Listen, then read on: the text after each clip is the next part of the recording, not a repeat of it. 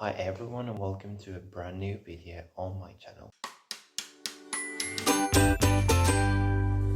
Today we'll be talking about Most Ardently by Gabe Cole Noboa. This is part of a book series called Remixed Classics. It's all about retelling classics and adding some element of diversity. In this case, Most Ardently is a queer retelling of Pride and Prejudice. Now, I won't be comparing this book to the original story since I haven't read it. I really want to read something by Jane Austen though. It's one of my reading goals for next year. To be honest, I think it's probably best if you read Most Ardently without trying to compare it to Pride and Prejudice. We're talking about completely different authors with completely different writing styles from different time periods, different objectives, and different target readers. Just like Pride and Prejudice, this story is a love story with a noticeable difference. The main characters are queer. Oliver Bennet is trans. However, he's only out to a handful of people, including Jane, his elder sister,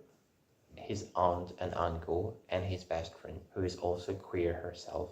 Being in the closet means that Oliver has to pretend to be someone he is not. He's constantly misnamed or dead named as Elizabeth. He is forced to wear dresses and act like a lady at social events. He feels particularly pressured by his mother, who insists on him getting married as soon as possible and finding a husband. But he can't and won't be someone's wife. What he wishes for is to become someone else's husband, find a man who takes him as he is. But for obvious reasons, it's not possible. These expectations and this pressure to try to protect his and his family's reputation start wearing on him. I feel like it's important to mention that there are many instances when he experiences dysphoria because of all of these pretending. This may be triggering or hard to read for people who may be experiencing dysphoria or who have experienced dysphoria themselves. However, I also think that it's very important to have this kind of representation and depictions in literature. Oliver often sneaks out dressed as himself, and that's how he meets Darcy. You can imagine what happens next. They end up falling in love. What's funny is that Darcy has actually met him before when he was dressed or pretending to be Elizabeth. Darcy behaved in a completely different way and talked to him in a completely different way when he thought he was Elizabeth. So of course that creates some confusion and misunderstandings throughout the book. Oliver is especially confused by the fact that Darcy seems to be a completely different person when he is talking or interacting with women. Rumor has it he hates women and treats them unkindly. Throughout the book, Oliver progressively comes out to his family, and I'm not gonna lie, it was stressful and heart-wrenching to see everything Oliver has to go through. This includes being blackmailed or otherwise face the threat of being outed. But the story is mostly positive, actually.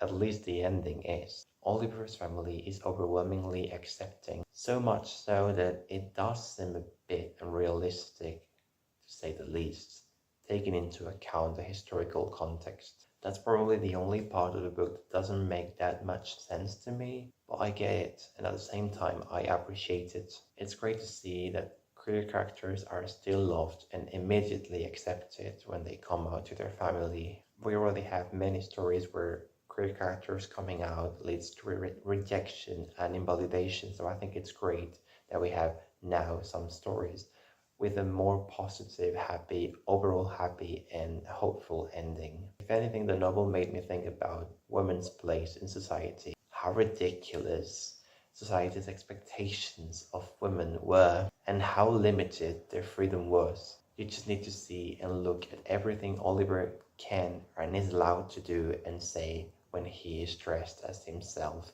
as compared to how he is treated when he is presented as Elizabeth, when he is constantly belittled, told off, and patronized by men especially. We also get to see what queer life was like back then. Take Molly houses, for example. They were secret meeting places for queer men on non-conforming gender people. The author also takes some liberties in this case, since he also includes queer women, which I think is a great addition. All in all, it's a great read.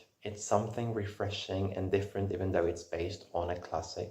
It's a unique take on the original. Have you read it? If so, you can let me know what you think about it. That's all for now. I hope you liked the video and see you very soon.